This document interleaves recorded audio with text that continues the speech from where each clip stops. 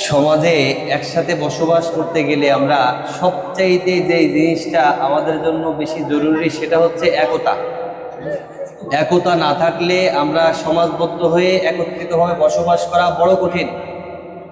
আর এই একতার অভাবের কারণে অনেক সমাজ নষ্ট হয়ে গেছে।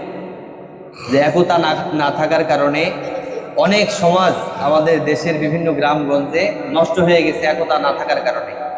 তো এই একতা নষ্ট করার জন্য শয়তান সবচাইতে বেশি ধোঁকা দিয়ে থাকে।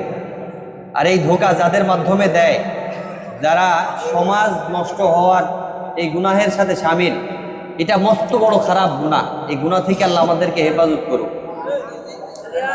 সমাজে একজনের প্রতি আরেকজনের ভালোবাসা, ছোটর প্রতি বড়, বড়র প্রতি ছোট, ছোটর প্রতি বড়র স্নেহ, ছোটদের প্রতি বড়দের প্রতি ছোটদের সম্মান, এইটা পোষণ করার জন্য আমাদের একটা ধারণা পোষণ করলে আমরা খুব সহজেই ছোট বড়কে এবং বড় ছোটকে ভালোবাসা প্রদর্শন করতে পারি।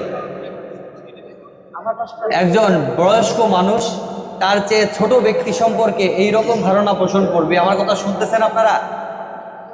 একজন বয়স্ক মানুষ তার চেয়ে বয়সে ছোট মানুষ সম্পর্কে এইরকম ধারণা পোষণ করবে যে আমি তো তার চেয়ে দুনিয়াতে আগে আসছি, আমি তার চেয়ে দুনিয়াতে আগে আসছি, আমি বেশি দিন দুনিয়াতে ছিলাম, আমার তার চেয়ে গুনাহের পাল্লা বেশি ভারী, তার চেয়ে গুনাহের পাল্লা কি বেশি ভারী।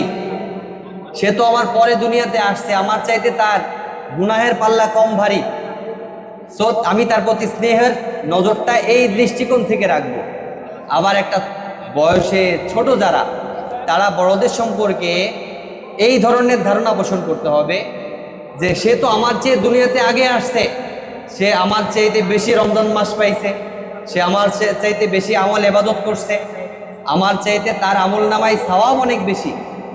এই ধারণা পোষণ থেকে তার প্রতি সম্মানের ধারণা পোষণ করতে হবে। রমজান মাসে আমরা সবাই জানি না যে শয়তান বান্দা থাকে, শয়তান বান্দা থাকে না? তো আমি আপনাদের কাছে একটা প্রশ্ন রাখি, বলেন তো রমজান মাসে তো শয়তান বান্দা ছিল, তারপরেও আমাদের খারাপ কাজ কি বন্ধ ছিল? শয়তান বান্দা ছিল যে, খারাপ কাজ যে বন্ধ ছিল না, এর মানে শয়তানের দোষ বেশি না নিজের নফসের দোষ বেশি? বলেন, শয়তানের দোষ বেশি না নিজের নফসের দোষ বেশি? রমজান ছাড়া যেভাবে আমরা গুনাহ করছি, রমজানে কি গুনাহ থেকে বিরত থাকতে পারছি?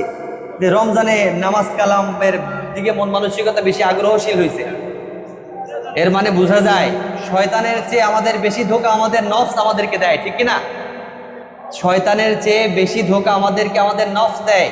এই জন্য নফসকে সহিশুদ্ধ করতে হবে, আমাদের নফসের চিকিৎসা করতে হবে, আত্মার চিকিৎসা করতে হবে। কারণ আমাদের প্রত্যেকের মধ্যে আত্মার ব্যাধি আছে।